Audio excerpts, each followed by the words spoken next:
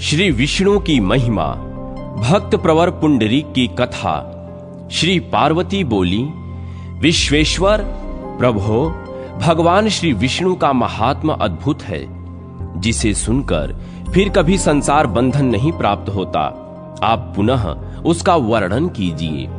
महादेव जी ने कहा, सुंदरी, मैं भगवान श्री विष्णु के उत्तम महात्मा का वर्णन करता हूं। सुनो, इसे सुनकर मनुष्य पुण्य प्राप्त करता है और अंत में उसे मोक्ष की प्राप्ति होती है। महाप्राज्ञ देवव्रत, जो इंद्र आदि देवताओं के लिए भी दुर्धर्ष थे, कुरुक्षेत्र की पुण्य भूमि पर ध्यान योग परायण हो रहे थे। वे संपूर्ण शास्त्रों के आश्रय थे।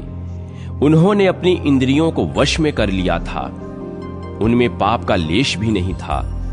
वे सत्य प्रतिज्ञ थे और क्रोध को जीतकर समता में प्रतिष्ठित हो चुके थे। संसार के स्वामी और सबको शरण देने वाले भक्त वत्सल्य भगवान नारायण में मन, वाणी, शरीर और क्रिया के द्वारा वे परम निष्ठा को प्राप्त होते थे। ऐसे शांत चित्त तथा समस्त गुणों के आश्रयभूत कुरु पितामह भीष्म को पृथ्वी पर मस्तक झुकाकर राजा युधिष्ठिर ने प्रणाम किया और इस प्रकार पूछा।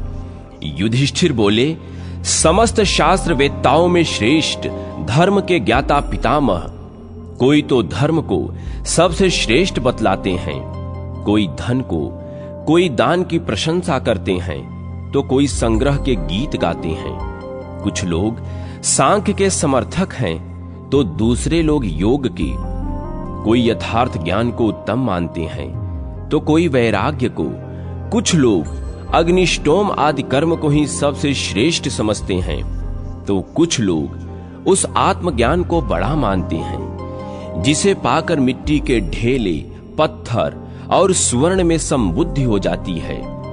कुछ लोगों के मत में मनीषी पुरुषों द्वारा बताए हुए यम और नियम ही सबसे उत्तम हैं। कुछ लोग दया को श्रेष्ठ बताते हैं, तो कुछ तपस्वी महात्मा अहिंसा को ही सर्वोत्तम कहते हैं। कुछ मनुष्य शौचाचार को श्रेष्ठ बतलाते हैं, तो कुछ देवार्चन को। इस विषय में पाप कर्मों से मोहित चित्त वाले मानव चक्कर खा जाती हैं। वे कुछ निर्णय नहीं कर पाते। इन सब में जो सर्वोत्तम कृत्य हो, जिसका महात्मा पुरुष भी अनुष्ठान कर सकें, उसे बताने की कृपा कीजिए। भीष्म जी बोले, धर्मनंदन सुनो, यह अत्यंत गूढ़ विषय है, जो संसार बंधन से मोक्ष दिलाने वाला है। यह विषय तुम्हें भली भांति सुनना और जानना चाहिए। पुंडरीक नाम के एक परम बुद्धिमान और वेद विद्या से संपन्न ब्राह्मण थे, जो ब्रह्मचर्य आश्रम में निवास करते थे। सदा गुरुजनों की आज्ञा के अधीन रहा करते थे। वह जितेंद्रिय, क्रोधजयी, संध्योपासन में तत्पर, वेद वेदांगों के ज्ञान में निपुण और शास्त्रों की व्याख्या करने में कुशल थे। प्रतिदिन सायंकाल और प्रातः काल समिधाओं से अग्नि को प्रज्वलित करके उत्तम हविष्य से होम किया करते थे। जगतपति भगवान विष्णु का ध्यान करके विधि पूर्वक उनकी आराधना में लगे रहते थे। तपस्या और स्वाध्याय में तत्पर रहकर वे साक्षात ब्रह्मा जी के पुत्र की भांति जान पड़ते थे। जल, समिधा और फूल आदि लाकर निरंतर गुरु की पूजा में प्रवृत्त रहते थे। उनके मन में माता पिता के प्रति पूर्ण सेवा का भाव था। वे भिक्षा का आहार करते और दंभ द्वेष से दूर रहते थे। ब्रह्म विद्या, उपनिषद का स्वाध्याय करते और प्राणायाम के अभ्यास में संलग्न रहते थे। उनके हृदय में सबके प्रति आत्मभाव था। संसार की ओर से वे निष्प्रिय हो गए थे। एक बार उनके मन में संसार सागर से तारने वाला विचार उत्पन्न हुआ। फिर तो वे माता पिता, भाई, सुहृद, मित्र, सखा, संबंधी, बंधु बांधव, वंश परंपरा से प्राप्त एवं धन धान्य से परिपूर्ण गृह, सब प्रकार की अन्न की पैदावार के योग्य बहुमूल्य खेत तथा उनकी तृष्णा छोड़कर महान धैर्य से संपन्न और परम सुखी होकर पैदल ही पृथ्वी पर विचरने लगे। यह यौवन, रूप, आयु और धन का संग्रह सब अनित्य है। यों विचार कर उनका मन तीनों लोकों की ओर से फिर गया।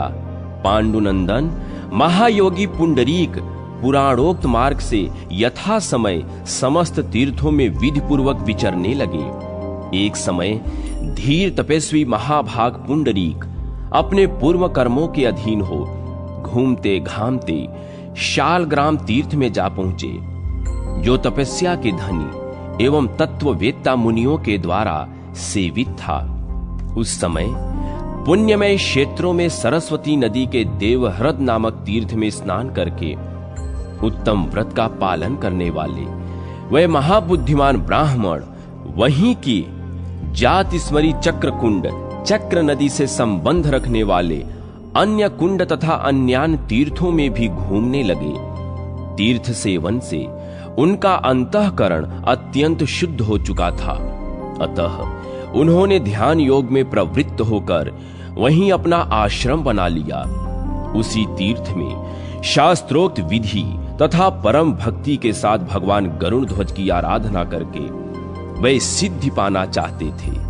इसलिए शीत, उष्ण आदि इंद्रों से रहित एवं जितेंद्रिय हो दीर्घ काल तक अकेले ही वहां निवास करते रहे। शाक, मूल और फल यही उनका भोजन था। वे सदा संतुष्ट रहते और सब में समान दृष्टि रखते थे। यम, नियम, आसन, प्राणायाम, प्रत्याहार, धारणा, ध्यान और समाधि के द्वारा आलस्य रहित हो सदा विधि पूर्वक योगाभ्यास करते थे। उनके सारे पाप दूर हो चुके थे। वे वैदिक, तांत्रिक तथा पौराणिक मंत्रों से सर्वेश्वर भगवान विष्णु की आराधना करते थे। अतः उन्होंने भली भांति शुद्धि प्राप्त कर ली थी। राग द्वेष से मुक्त हो मूर्तिमान स्वधर्म की भांति चित्त वृत्तियों को भगवान में लगाकर वह निरंतर उनकी आराधना में संलग्न रहते थे। तदनंतर किसी समय परमार्थ तत्व के ज्ञाता साक्षात सूर्य के समान महातेजस्वी विष्णु भक्त से परिपूर्ण हृदय वाले तथा वैष्णवों के हित में तत्पर रहने वाले देवऋषि नारद जी तपोनिधि पुंडरीक को देखने के लिए उस स्थान पर आए। नारद जी को आया देख पुंडरीक प्रसन्न चित्त से उठे और हाथ जोड़कर उन्हें प्रणाम किया। तत्पश्चात विधि पूर्वक अर्घ्य निवेदन करके उन्होंने पुनः नारद जी को मस्तक झुकाया। फिर मन ही मन विचार किया, वह अद्भुत आकार और मनोहर वेश धारण करने वाले तेजस्वी पुरुष कौन हैं? इनके हाथ में वीणा है तथा मुख पर प्रसन्नता छा रही है। यह सोचते हुए वे उन परम तेजस्वी नारद जी से बोले, महाद्युतों, आप कौन हैं और कहां से इस आश्रम पर पधारे हैं?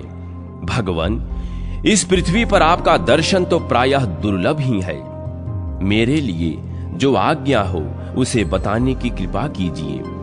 नारद जी ने कहा, ब्राह्मण, मैं नारद हूं, तुम्हें देखने की उत्कंठा से यहां आया हूं।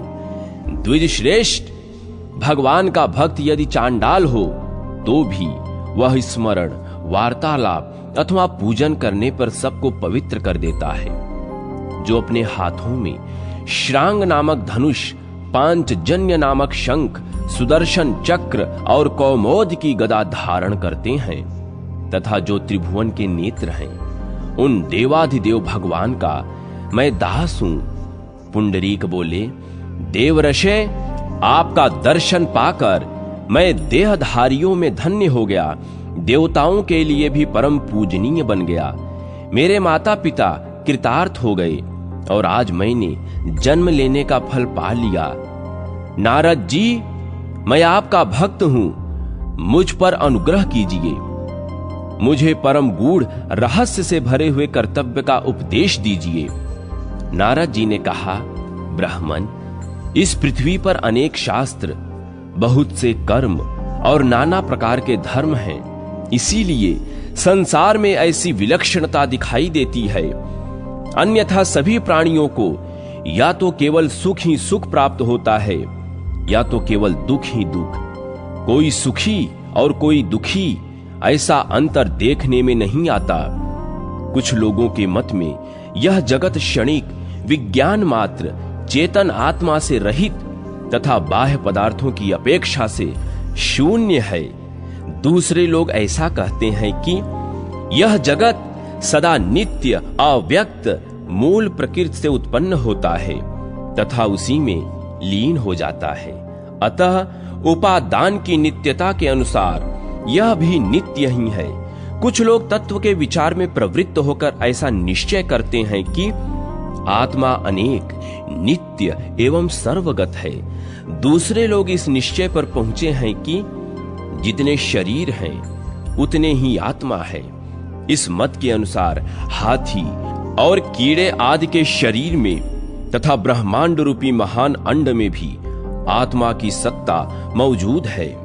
कुछ लोगों का कहना है कि आज इस जगत की जैसी अवस्था है वैसी ही कालांतर में भी रहती है। संसार का यह अनादि प्रवाह नित्य ही बना रहता है। भला इसका कर्ता कौन है?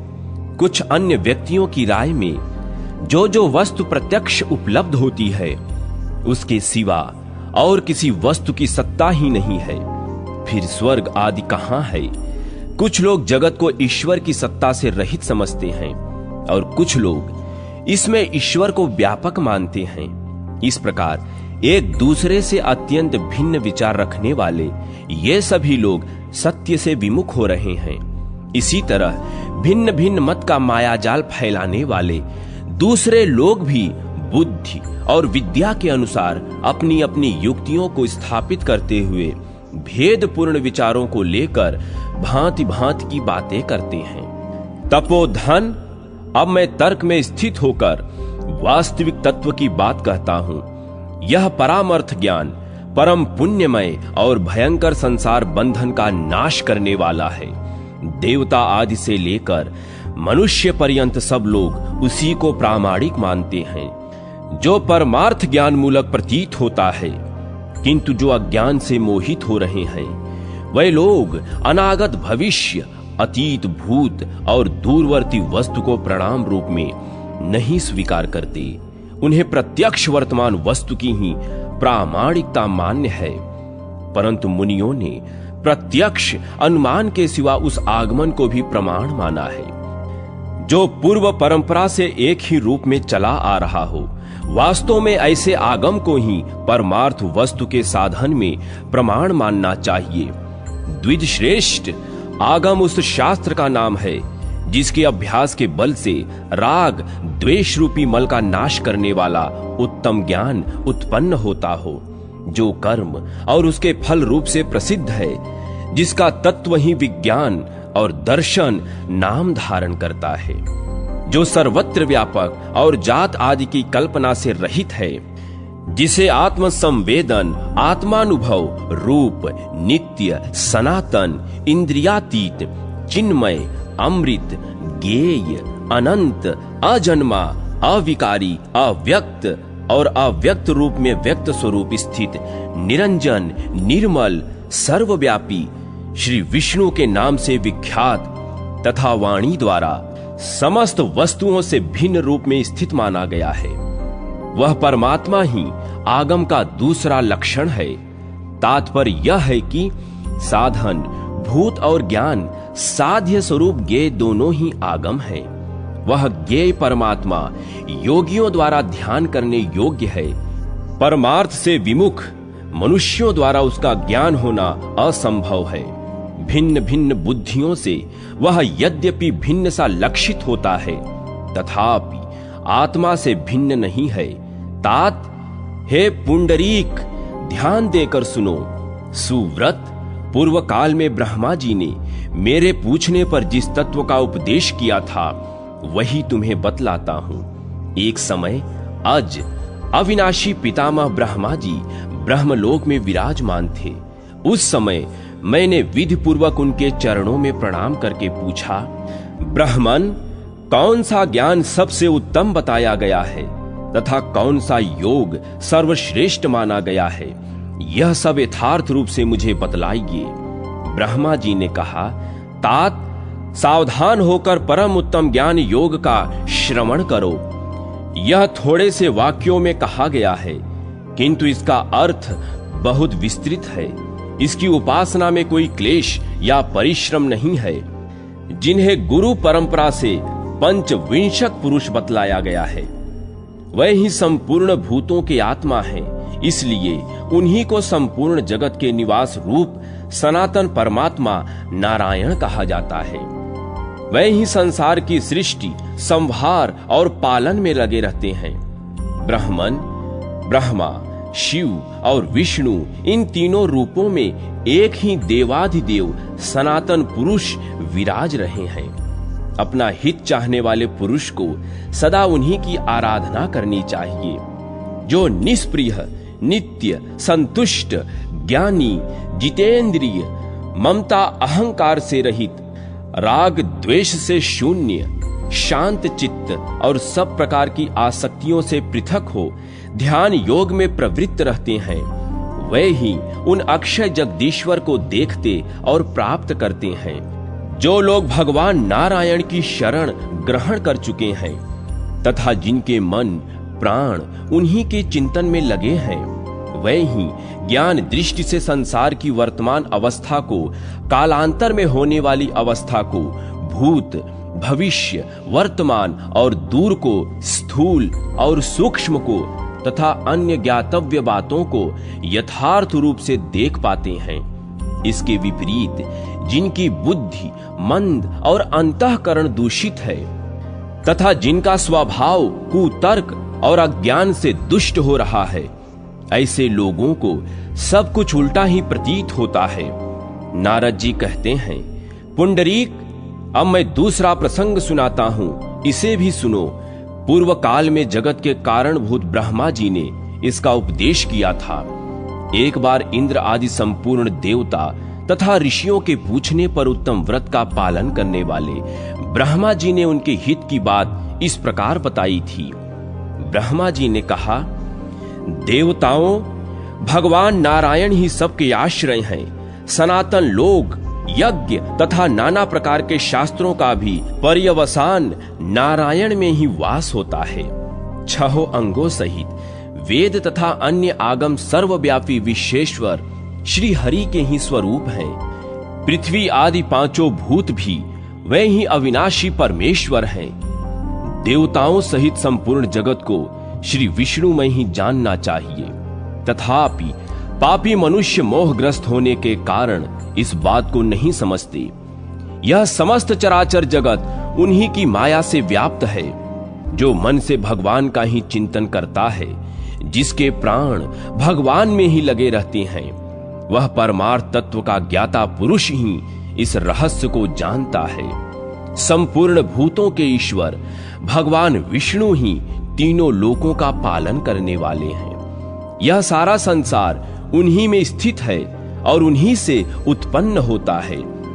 वे ही रुद्र रूप होकर जगत का संहार करते हैं।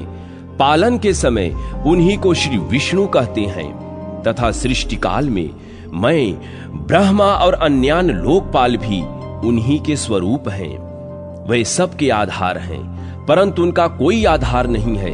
वे संपूर्ण कलाओं से युक्त होते हुए भी उनसे रहित हैं। वे ही छोटे बड़े तथा उनसे भिन्न हैं, साथ ही इन सब से विलक्षण भी हैं। अतः देवताओं, सबका संहार करने वाले उन श्री हरि की ही शरण में जाओ। वे ही हमारे जन्मदाता पिता हैं। उन्हीं को मधुसूदन कहा गया है। नारद जी कहते हैं, कमल योन के ब्रह्मा जी को यों कहने पर सब देवताओं ने संपूर्ण लोकों के स्वामी सर्वव्यापी देव भगवान जनार्दन की शरण होकर उन्हें प्रणाम किया। अतः विप्रवर्षे, तुम भी श्री नारायण की आराधना में लग जाओ। उनके सिवा दूसरा कौन ऐसा परम उदार देवता है जो भक्त की मांगी हुई वस्तु दे सके। वह पुरुषोत्तम ही पिता और माता हैं। संपूर्ण लोकों के स्वामी, देवताओं के भी देवता और जगदीश्वर हैं। तुम उन्हीं की परिचर्या करो। प्रतिदिन आलस्य रहित हो अग्निहोत्र, भिक्षा, तपस्या और स्वाध्याय के द्वारा उन देव देवेश्वर को संतुष्ट करो। ब्रह्म ऋषि, उन्हीं पुरुषोत्तम नारायण को तुम सब तरह से अपनाओ। उन बहुत से मंत्रों और उन बहुत से व्रतों के द्वारा क्या लेना है? ओम नमो नारायणाय, यह मंत्र ही संपूर्ण अभीष्ट अर्थ की सिद्धि करने वाला है। द्विज श्रेष्ठ, ब्राह्मण चीर वस्त्र पहनकर जटा रखा ले, या दंड धारण कर मूड़ मुड़ा ले, अथवा आभूषणों से विभूषित रहे। ऊपरी चिन्ह धर्म का कारण नहीं होता। जो भगवान नारायण की शरण ले चुके हैं वे क्रूर, दुरात्मा और सदा ही पापाचारी रहे हों तो भी परम पद को प्राप्त होते हैं। जिनके पाप दूर हो गए हैं ऐसे वैष्णव पुरुष कभी पाप से लिप्त नहीं होते। वे अहिंसा के भाव द्वारा अपने मन को काबू में किया करते हैं और संपूर्ण संसार को पवित्र कर देते हैं। शत्रबंधु नाम के राजा ने, जो सदा प्राणियों की हिंसा में ही लगा रहता था, भगवान केशव की शरण लेकर श्री विष्णु के परम धाम को प्राप्त कर लिया। महान धैर्यशाली राजा अम्बरीश ने अत्यंत कठोर तपस्या की थी और भगवान पुरुषोत्तम की आराधना करके उनका साक्षात्कार किया था। राजाओं के भी राजा मित्रासन बड़े तत्ववेत्ता थे। उन्होंने भी भगवान ऋषिकेश की आराधना करके ही उनके वैकुंठ धाम को प्राप्त किया था। उनके सिवा बहुत से ब्रह्म ऋषि भी, जो तीक्ष्ण व्रतों का पालन करने वाले और शांति चित्त थे, परमात्मा विष्णु का ध्यान करके परम सिद्धि मोक्ष को प्राप्त हुए। पूर्व काल में परम आह्लाद से भरे हुए प्रहलाद भी संपूर्ण जीवों के आश्रयभूत श्री हरि का सेवन, पूजन और ध्यान करते हैं। अतः भगवान ने ही उनकी संकटों से रक्षा की। परम धर्मात्मा और तेजस्वी राजा भरत ने भी दीर्घ काल तक इन श्री विष्णु भगवान की उपासना करके परम मोक्ष प्राप्त कर लिया था। ब्रह्मचारी, गृहस्थ, वानप्रस्थ अथवा सन्यासी कोई भी क्यों न हो, भगवान केशव की आराधना को छोड़कर परम गति को नहीं प्राप्त कर सकता। हजारों जन्म लेने के पश्चात जिसकी ऐसी बुद्धि होती है, मैं भगवान विष्णु के भक्तों का दास हूं, यह समस्त पुरुषार्थों का साधक होता है, वह पुरुष भी निसंदेह श्री विष्णु धाम में जाता है। फिर जो कठोर व्रतों का पालन करने वाले पुरुष भगवान विष्णु में ही मन प्राण लगाए रहते हैं, उनकी उत्तम गति के विषय में क्या कहना है। अतः तत्व का चिंतन करने वाले पुरुषों को चाहिए कि वे नित्य निरंतर अनन्य चित्त से विश्वव्यापी सनातन परमात्मा नारायण का ध्यान करते रहें। भीष्म जी कहते हैं, यों कहकर परोपकार परायण परमार्थ वेत्ता देवऋषि नारद वहीं अंतर्धान हो गए। नारायण की शरण में पड़े हुए धर्मात्मा पुंडरीक भी ओम नमो नारायणाय इस अष्टाक्षर मंत्र का जप करने लगे। वे अपने हृदय कमल में अमृता स्वरूप गोविंद की स्थापना करके मुख से सदा यही कहा करते थे कि हे विश्वात्मन, आप मुझ पर प्रसन्न होइए। द्वंद और परिग्रह से रहित हो तपोधन पुंडरीक ने उस निर्मल शाल ग्राम तीर्थ में अकेले ही चिरकाल तक निवास किया। स्वप्न में भी उन्हें केशव के सिवा और कुछ नहीं दिखाई देता था। उनकी निद्रा भी पुरुषार्थ सिद्धि की विरोधनी नहीं थी। तपस्या, ब्रह्मचर्य तथा विशेषतः शौचाचार के पालन से जन्म जन्मांतरों के विशुद्ध संस्कार भी तथा सर्वलोक साक्षी देवाधिदेव श्री विष्णु के प्रसाद से पाप रहित पुंडरीक ने परम उत्तम वैष्णवी सिद्धि प्राप्त कर ली। वह सदा हाथों में शंख, चक्र और गदा लिए कमल के समान नेत्रों वाले श्याम सुंदर पीतांबरधारी भगवान अच्युत की ही झांकी किया करते थे। मृगों और प्राणियों की हिंसा करने वाले सिंह, व्याघ्र तथा अन्यान्य जीव अपना स्वाभाविक विरोध छोड़कर उनके समीप आते और इच्छानुसार विचरा करते थे। उनकी संपूर्ण इंद्रियां प्रसन्न रहती थीं। उनके हृदय में एक दूसरे के हित साधन का मनोरम भाव भर जाता था। वहां के जलाशय और नदियों के जल स्वच्छ हो गए थे। सभी ऋतुओं में वहां प्रसन्नता छाई रहती थी। सबकी इंद्रिय प्रवृत्तियां शुद्ध हो गई थी। वहां ऐसी हवा चलती थी जिसका स्पर्श सुखदायक जान पड़े। वृक्ष फूल और फलों से लदे रहते थे। परम बुद्धिमान पुंडरीक के लिए सभी पदार्थ अनुकूल हो गए थे। देव देवेश्वर भक्त वत्सल गोविंद के प्रसन्न होने पर उनके लिए समस्त चराचर जगत प्रसन्न हो गया था। तदनंतर एक दिन बुद्धिमान पुंडरीक के सामने भगवान जगन्नाथ प्रकट हुए। हाथों में शंख चक्र और गदा शोभा पा रहा था। तेजोमयी आकृति, कमल के समान बड़े बड़े नेत्र और चंद्रमंडल के समान कांतिमान मुख, कमर में करधनी, कानों में कुंडल, गले में हार, बाहुओं में भुजबंद, वक्षस्थल में श्री वत्स का चिन्ह और श्याम शरीर पर पीत वस्त्र शोभा पा रहे थे। भगवान कौस्तुभ मणि से विभूषित थे। वनमाला से उनका सारा अंग व्याप्त था। मकराकृत कुंडल जगमगा रहे थे। दमकते हुए यज्ञोपवीत और नीचे तक लटकती हुई मोतियों की माला से उनकी शोभा और भी बढ़ गई थी। देव, सिद्ध, देवेंद्र, गंधर्व और मुनि, चमर तथा व्यजन आदि से भगवान की सेवा कर रहे थे। पाप रहित पुंडरीक ने स्वयं उन देव देवेश्वर महात्मा जनार्दन को वहां उपस्थित देख पहचान लिया और प्रसन्न चित्त से हाथ जोड़ प्रणाम करके स्तुति करना आरंभ किया। पुंडरीक बोले, संपूर्ण जगत के एकमात्र नेत्र आप भगवान विष्णु को नमस्कार है। आप निरंजन, निर्मल, नित्य, निर्गुण एवं महात्मा हैं। आपको नमस्कार है। आप समस्त प्राणियों के ईश्वर हैं। भक्तों का भय एवं पीड़ा दूर करने के लिए गोविंद तथा गरुण ध्वज रूप धारण करते हैं। जीवों पर अनुग्रह करने के लिए अनेक आकार धारण करने वाले आपको नमस्कार है। यह संपूर्ण विश्व आप में ही स्थित है। केवल आप ही इसके उपादान कारण हैं। आपने ही जगत का निर्माण किया है। नाभि से कमल प्रकट होने वाले आप भगवान पद्मनाभ को बारंबार नमस्कार है। समस्त वेदांतों में जिनकी आत्म विभूत का ही श्रवण किया जाता है, उन परमेश्वर को नमस्कार है। नारायण, आप ही संपूर्ण देवताओं के स्वामी और जगत के कारण हैं। मेरे हृदय मंदिर में निवास करने वाले भगवान शंख चक्र गदाधर, मुझ पर प्रसन्न होइए।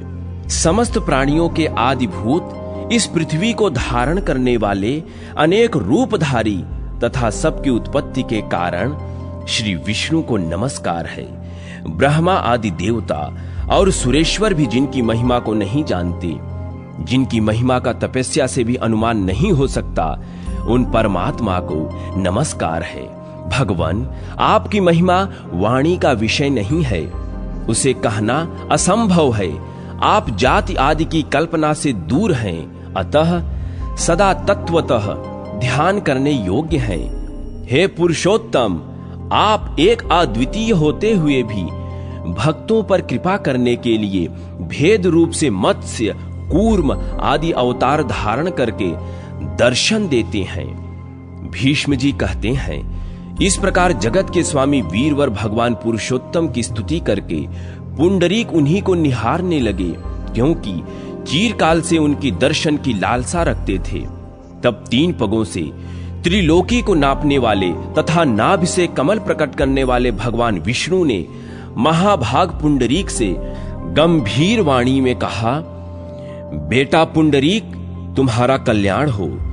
मैं तुम पर प्रसन्न हूं। महामते, तुम्हारे मन में जो भी कामना हो उसे वर के रूप में मांगो, मैं अवश्य दूंगा। पुंडरीक बोले, देवेश्वर, कहां मैं अत्यंत खोटी बुद्धि वाला मनुष्य और कहां मेरे परम हितैषी आप। माधव, जिसमें मेरा हित हो उसे आप ही दे दीजिए। पुंडरीक के यों कहने पर भगवान अत्यंत प्रसन्न होकर बोले, सुव्रत, तुम्हारा कल्याण हो। आओ मेरे साथ ही चलो। तुम मेरे इस परम उपकारी और सदा मुझ में ही मन लगाए रखने वाले हो, अतः सर्वदा मेरे साथ ही रहो। भीष्म जी कहते हैं, भक्त वत्सल भगवान श्रीधर ने प्रसन्नता पूर्वक जब इस प्रकार कहा, उसी समय आकाश में देवताओं की धुंध भी बज उठी और आकाश से फूलों की वर्षा होने लगी। ब्रह्मा आदि देवता साधुवाद देने लगे, सिद्ध गंधर्व और किन्नर गान करने लगे। समस्त लोकों द्वारा वंदित देव देव जगदीश्वर ने वहीं पुंडरीक को अपने साथ ले लिया और गरुड़ पर आरूढ़ हो वे भी परम धाम को चले गए। इसीलिए राजेंद्र युधिष्ठिर, तुम भी भगवान विष्णु की भक्ति में लग जाओ, उन्हीं में मन प्राण लगाए रहो और सदा उनके भक्तों के हित में तत्पर रहो। यथा योग्य अर्चना करके पुरुषोत्तम का भजन करो और सब पापों का नाश करने वाली भगवान की पवित्र कथा इस प्रकार सुनो। राजन, जिस उपाय से भी भक्ति पूजित विश्वात्मा भगवान विष्णु प्रसन्न हो, वह विस्तार के साथ करो। जो मनुष्य भगवान नारायण से विमुख होते हैं, वह 100 अश्वमेध और 100 वाजपेय यज्ञों का अनुष्ठान करके भी उन्हें नहीं पा सकते। जिसने एक बार भी हरि इन 2 अक्षरों का उच्चारण कर लिया, उसने मोक्ष तक पहुंचने के लिए मानो कमर कस ली। जिनके हृदय में नील कमल के समान श्याम सुंदर भगवान जनार्दन विराजमान हैं, उन्हीं को लाभ है, उन्हीं की विजय है, उन्हीं की पराजय कैसे हो सकती है। जो एकाग्र चित्त होकर प्रतिदिन इसे सुनता या पढ़ता है, वह सब पापों से मुक्त हो भगवान विष्णु के धाम को चला जाता है। श्री गंगा जी की महिमा, वैष्णव पुरुषों के लक्षण तथा श्री विष्णु प्रतिमा के पूजन का महात्म्य। पार्वती बोली, महामते, श्री गंगा जी के महात्म का पुनः वर्णन कीजिए, जिसे सुनकर सभी मुनि संसार की ओर से विरक्त हो जाते हैं। श्री महादेव जी ने कहा, देवी, बुद्धि में बृहस्पति और पराक्रम में इंद्र के समान भीष्म जी जब बाण शैया पर शयन कर रहे थे, उस समय उन्हें देखने के लिए अत्रि, वशिष्ठ, भृगु, पुलस्त्य, पुलह, क्रतु, अंगिरा, गौतम, अगस्त्य और सुमति आदि बहुत से ऋषि आए। धर्मपुत्र युधिष्ठिर अपने भाइयों के साथ वहां मौजूद थे। उन्होंने उन परम तेजस्वी जगत पूज्य ऋषियों को प्रणाम करके विधि पूर्वक उनका पूजन किया।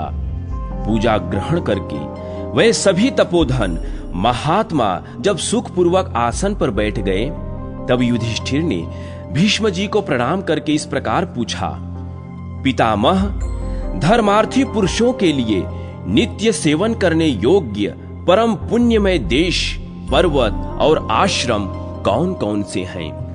भीष्म जी ने कहा, युधिष्ठिर, इस विषय में एक प्राचीन इतिहास बतलाया जाता है, जिसमें शील और उच्छृवृत्ति से जीविका चलाने वाले ब्राह्मण का किसी सिद्ध पुरुष के साथ संवाद का वर्णन है। कोई सिद्ध पुरुष समूची पृथ्वी की परिक्रमा करके किसी उच्च वृत्ति वाले महात्मा गृहस्थ के घर गए।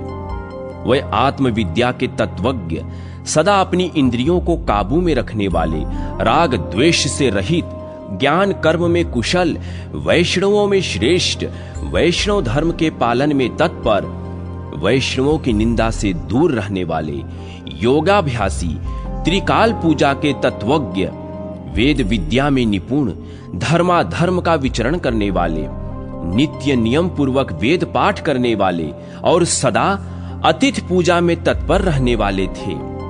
सिद्ध पुरुष को आया देख गृहस्थ ने उनका विधि पूर्वक आतिथ्य सत्कार किया। तत्पश्चात उनसे इस प्रकार पूछा, द्विजवर, कौन कौन से देश, पर्वत और आश्रम पवित्र हैं? मुझे प्रेम पूर्वक बताने की कृपा कीजिए।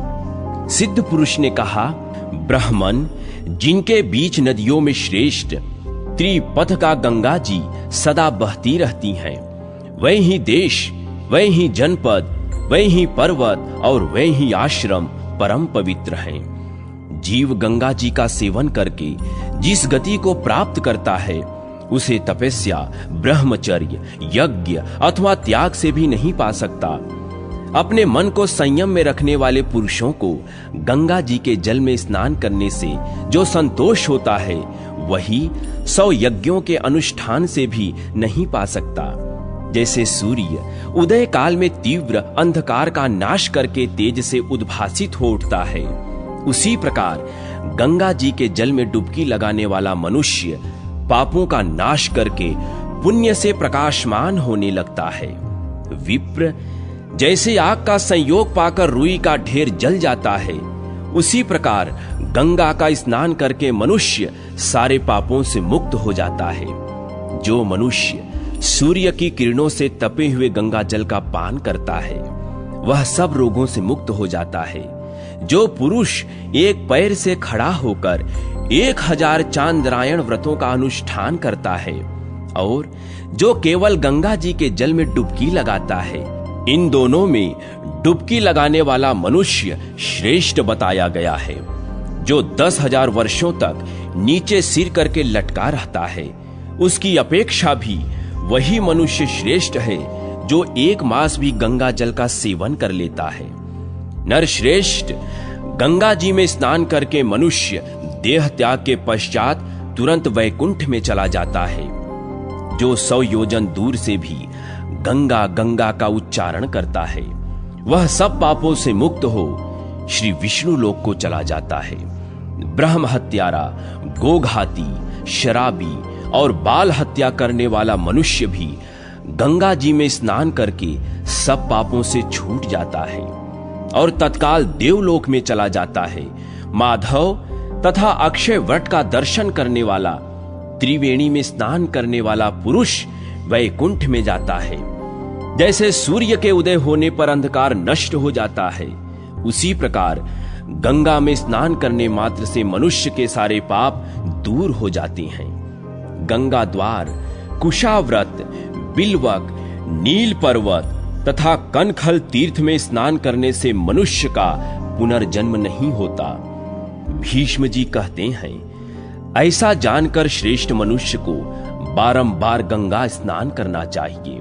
राजन, वहां स्नान करने मात्र से मनुष्य पाप मुक्त हो जाता है। जैसे देवताओं में विष्णु, यज्ञों में अश्वमेध और समस्त वृक्षों में अश्वत्थ, पीपल श्रेष्ठ है, उसी प्रकार नदियों में भागीरथी गंगा सदा श्रेष्ठ मानी गई है। पार्वती ने पूछा, विश्वेश्वर, वैष्णवों का लक्षण कैसे बताया गया है तथा उनकी महिमा कैसी है? प्रभु, यह बताने की कृपा करें। महादेव जी बोले, देवी, भक्त पुरुष भगवान विष्णु की वस्तु माना गया है, इसलिए इसे वैष्णव कहते हैं। जो शौच, सत्य और क्षमा से युक्त हो, राग द्वेष से दूर रहता हो, वेद विद्या के विचार का ज्ञाता हो, नित्य अग्निहोत्र और अतिथियों का सत्कार करता हो तथा जो माता पिता का भक्त हो, वह वैष्णव कहलाता है। जो कंठ में माला धारण करके मुख से सदा श्री राम नाम का उच्चारण करते, भक्ति पूर्वक भगवान की लीलाओं का गान करते, पुराणों के स्वाध्याय में लगे रहते और सर्वदा यज्ञ किया करते हैं, उन मनुष्यों को वैष्णव जानना चाहिए। वे ही सब धर्मों से सम्मानित होते हैं। जो पापाचारी मनुष्य उन वैष्णवों की निंदा करते हैं, वे मरने पर भी बारंबार कुत्सित योनियों में पड़ते हैं। जो द्विज धातु अथवा मिट्टी की बनी हुई 4 हाथों वाली शोभामयी गोपाल मूर्ति का सदा पूजन करते हैं, वे पुण्य के भागी होते हैं। जो ब्राह्मण पत्थर की बनी हुई परम सुंदर रूप वाली श्री कृष्ण प्रतिमा की पूजा करते हैं, वे पुण्य स्वरूप हैं। जहां शालग्राम शिला तथा द्वारिका की गोमती चक्रांकित शिला हो, उन दोनों का पूजन किया जाता हो, वहां निःसंदेह मुक्ति मौजूद रहती है। वहां यदि मंत्र द्वारा मूर्ति की स्थापना करके पूजन किया जाए तो वह पूजन कोटि गुना अधिक पुण्य देने वाला तथा धर्म, अर्थ, काम और मोक्ष प्रदान करने वाला होता है। वहां भगवान जनार्दन की नवधा भक्ति करनी चाहिए। भक्त पुरुषों को मूर्ति में भगवान का ध्यान और पूजन करना चाहिए। संभव हो तो भगवान मूर्ति की राजोचित उपचारों से पूजा करें और उस मूर्ति में दीनों और अनाथों को एकमात्र शरण देने वाले, संपूर्ण लोकों के हितकारी एवं बड़े बड़े पातकों का नाश करने वाले सर्वात्मा भगवान अधोषज का नित्य निरंतर स्मरण करें। जो मूर्ति की संबंध में ये गोपाल हैं, ये साक्षात श्री कृष्ण हैं, ये श्री रामचंद्र जी हैं, यों कहता है और इसी भाव से विधि पूर्वक पूजा करता है, वह निश्चय ही भगवान का भक्त है। श्रेष्ठ वैष्णव द्विजों को चाहिए कि वे परम भक्ति के साथ सोने, चांदी, तांबे अथवा पीतल की विष्णु प्रतिमा का निर्माण कराएं, जिसके 4 भुजा, 2 नेत्र, हाथों में शंख, चक्र और गदा, शरीर पर पीत वस्त्र, गले में वनमाला, कानों में वैदूर्य मणि की कुंडल, माथे पर मुकुट और वक्षस्थल में कौस्तभ मणि का दिव्य प्रकाश हो। प्रतिमा भारी और शोभा संपन्न होनी चाहिए। फिर वेद शास्त्रोक्त मंत्रों के द्वारा विशेष समारोह से उसकी स्थापना कराकर पीछे शास्त्र के अनुसार षोडशोपाचार के मंत्र आदि द्वारा विधि पूर्वक उसका पूजन करना चाहिए। जगत के स्वामी भगवान विष्णु के पूजित होने पर संपूर्ण देवताओं की पूजा हो जाती है। अतः इस प्रकार आदि अंत से रहित शंख, चक्र और गदा धारण करने वाले भगवान श्री हरि का पूजन करना चाहिए। वे सर्वेश्वर पुण्य स्वरूप वैष्णवों को सब कुछ दे देते हैं। जो शिव की पूजा नहीं करता और श्री विष्णु की निंदा में तत्पर रहता है, उसे निश्चय ही रौरव नरक में निवास करना पड़ता है। मैं ही विष्णु हूं, मैं ही रुद्र हूं और मैं ही पितामह ब्रह्मा हूं। मैं ही सदा सब भूतों में निवास किया करता हूं। चैत्र और वैशाख मास के विशेष उत्सव का वर्णन। वैशाख, ज्येष्ठ और आषाढ़ में जलस्थ श्री हरि के पूजन का महत्व। पार्वती बोली, महेश्वर, सब महीनों की विधि का वर्णन कीजिए। प्रत्येक मास में कौन कौन से महोत्सव करने चाहिए और उनके लिए उत्तम विधि क्या है। सुरेश्वर, किस महीने का कौन देवता है, किसकी पूजा करनी चाहिए, उस पूजन की महिमा कैसी है और वह किस तिथि को करना उचित है। महादेव जी बोले, देवी, मैं प्रत्येक मास के उत्सव की विधि बतलाता हूं। पहले चैत्र मास के शुक्ल पक्ष में विशेषतः एकादशी तिथि को भगवान को झूले पर बिठाकर पूजा करनी चाहिए। यह दोलारोहण का उत्सव बड़ी भक्ति के साथ और विधि पूर्वक मनाना चाहिए। पार्वती, जो लोग कलयुग के पाप दोष का अपहरण करने वाले भगवान श्री कृष्ण को झूले पर विराजमान देखते हैं, उस रूप में उनकी झांकी करते हैं, वे सहस्त्रों अपराधों से मुक्त हो जाते हैं। करोड़ों जन्मों से किए हुए पाप तभी तक मौजूद रहते हैं जब तक मनुष्य विश्व के स्वामी भगवान जगन्नाथ को झूले पर बिठाकर उन्हें अपने हाथ से झुलाता नहीं है। जो लोग कलयुग में झूले पर बैठे हुए जनार्दन का दर्शन करते हैं, वे गो हत्यारे हो तो भी मुक्त हो जाते हैं। फिर औरों की तो बात ही क्या है। दोलोत्सव से भी प्रसन्न होकर समस्त देवता भगवान शंकर को साथ लेकर झूले पर बैठे हुए श्री विष्णु की झांकी करने के लिए आते हैं और आंगन में खड़े हो हर्ष में भरकर स्वयं भी नाचते, गाते एवं बाजे बजाते हैं। वासुकी आदि नाग और इंद्र आदि देवता भी दर्शन के लिए पधारते हैं। भगवान विष्णु को झूले पर विराजमान देख तीनों लोकों में उत्सव होने लगता है। अतः सैकड़ों कार्य छोड़कर दोलोत्सव के दिन झूलन का उत्सव करें। जो लोग झूले पर बैठे हुए भगवान श्री कृष्ण के सामने रात्रि में जागरण करते हैं, उन्हें एक निमेष में ही सब पुण्यों की प्राप्ति हो जाती है। सुरेश्वरी झूले पर विराजमान दक्षिणाभिमुख भगवान श्री गोविंद का एक बार भी जो दर्शन कर लेता है वह मनुष्य ब्रह्म हत्या से छुटकारा पा जाता है।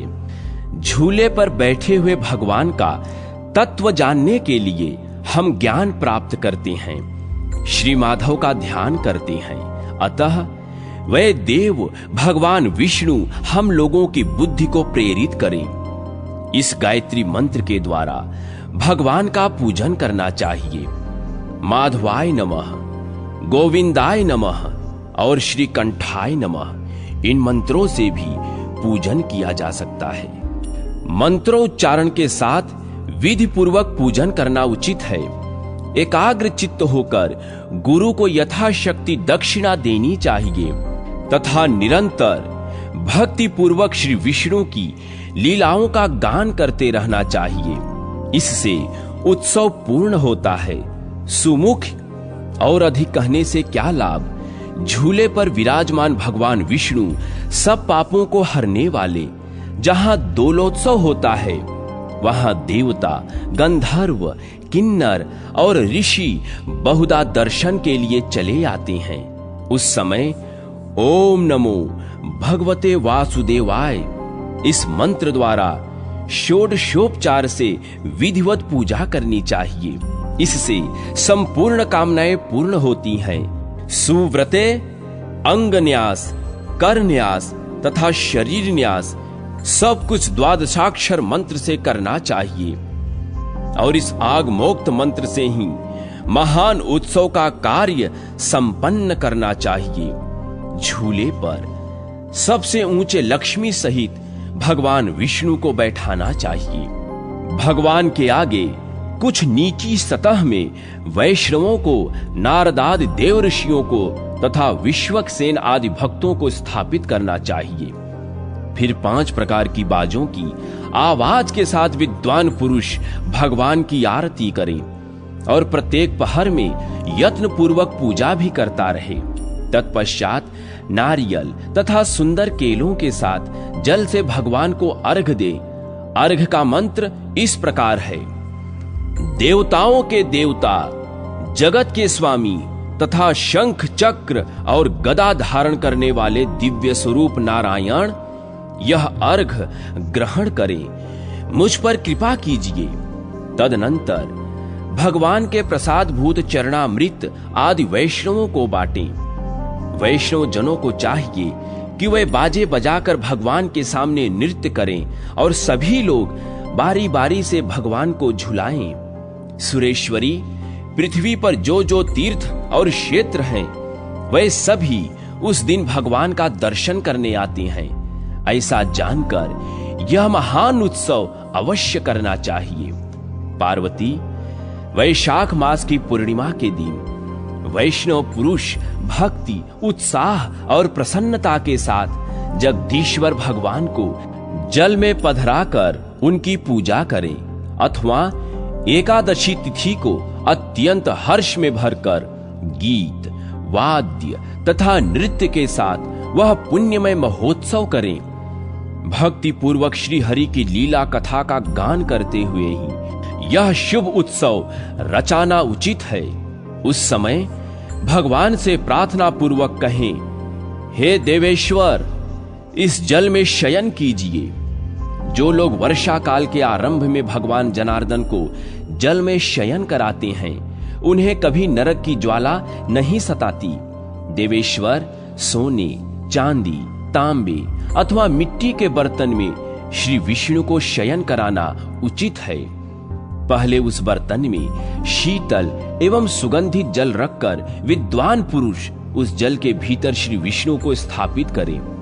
गोपाल या श्री राम नामक मूर्ति की स्थापना करें अथवा शालग्राम शिला को ही स्थापित करें या और ही कोई प्रतिमा जल में रखें। उससे होने वाले पुण्य का अंत नहीं है।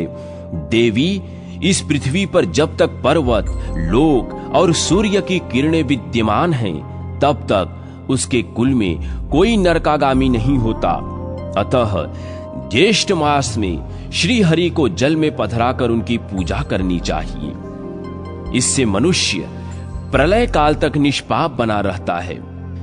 ज्येष्ठ और आषाढ़ के समय तुलसी दल से वासित शीतल जल में भगवान धरणीधर की पूजा करें। जो लोग ज्येष्ठ और आषाढ़ मास में नाना प्रकार के पुष्पों से जल में स्थित हो श्री केशव की पूजा करते हैं, वह यम यातना से छुटकारा पा जाते हैं।